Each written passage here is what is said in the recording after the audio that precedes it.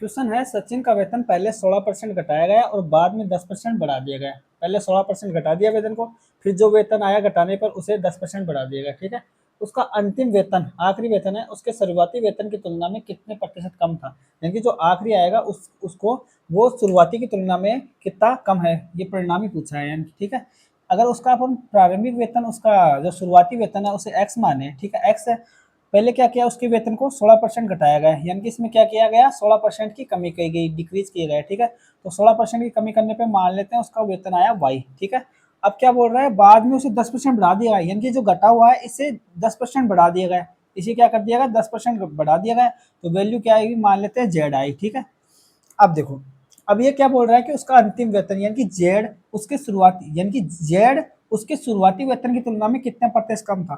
इसका शुरुआती वेतन एक्स है, इसकी तुलना में ये कितना कम है, ये इसकी तुलना में जो जेड है ये एक्स की तुलना में कितना कम है, यानी कि परिणाम ही पूछ रहा है, यानी कि कितना परसेंट का इसमें डिक्रीज हुआ ये पूछ रहा है। देखो, किसी कोई कोई वैल्यू है, उसे पहले 16% घटाया गया तो नई वैल्यू प्राप्त हुई, उस घटी हुई वैल्यू को फिर बढ़ाया गया, तो इस पहले 16% घटाया गया है, फिर आई जो वैल्यू से 10% बढ़ा दिया, 16% घटाया, 10% बढ़ाया, उसे फिर घटा के। ठीक है, तो ऐसा करने पर जो परिणामी है ना, शुरुआत से अंतिम में सक्सेसिव इंक्रीज या डिक्रीज निकालने का फॉर्मूला, यानी कि परिणामी इससे इसमें परिवर्तन वो निकालने का फॉर्मूला होता है x1 x1 plus x2 plus x1 x2 upon 100 होता है। ठीक है, डिक्रीज है तो माइनस में आ जाएगा, यानी कि ये तो हो गया अपना x1 और ये हो गया x2, और ये परिणामी सक्सेसिव इंक्रीज या डिक्रीज निकालेंगे, वो इससे इसमें परिवर्तन, यानी कि जो पूरे पूरे सौदे में जो परिवर्तन आया है, कमी या वृद्धि आई है, वो ज्ञात कर सकते हैं। यानी कि ये फॉर्मूला कब काम आता है, जब जैसे x थी, इसे 16% घटा दिया, फिर जो मान आया उससे 10% बढ़ा दिया।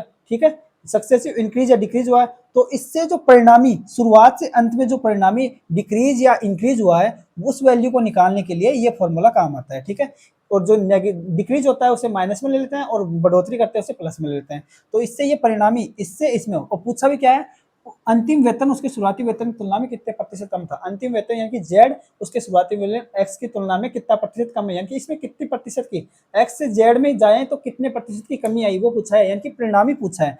16% घटाया, 10% बढ़ाया, तो अपने को परिणामी पूछ रहा है, परिणामी के लिए ये फॉर्मूला काम आ जाता है, x1 की वैल्यू -16, क्योंकि 16% डिक्री हुआ है, घटाया है तो माइनस में ले लेंगे, बढ़ाया है तो प्लस में ले लेंगे। ठीक है, मान रख देते हैं, -16 प्लस ये 10 आ जाएगा x2 की वैल्यू। ठीक है, प्लस x1 x2, यानी कि x1 का मान -16 है, इंटू x2 का मान प्लस के 10 है। ठीक है, बटे में 100 आ जाएगा। ठीक है, इसको सोल्व करेंगे, माइनस के 16, ये प्लस के 10 कितने आ जाएंगे, माइनस के 6 आ गए, प्लस इसको गुणा करेंगे तो ये तो यहाँ पे बाहर तो माइनस का चिन्ह ही आएगा। ठीक है, और ये 16 को 60 से गुणा करेंगे तो 160 बटे 100 आ जाएगा। ठीक है, इस बिंदु से ये बिंदु कट जाएगी, इसका मान कितना आ जाएगा, -6 -1.6 आ जाएगा, 10 का भाग देंगे तो इनको जोड़ेंगे तो क्या आ जाएगा, माइनस का 7.6%, यानी कि माइनस में आया, माइनस का मतलब इसमें क्या हुई है, प्रतिशत कमी आई है, कितने प्रतिशत की, माइनस के 7.6%, यानी कि यहाँ पे वैल्यू जो आएगी ये आएगी 7.6% का डिक्रीज हुआ है एक्स से जेड में। ठीक है, यानी कि उसका अंतिम वेतन उसके शुरुआती वेतन का, अंतिम वेतन ये है, उसके शुरुआती वेतन का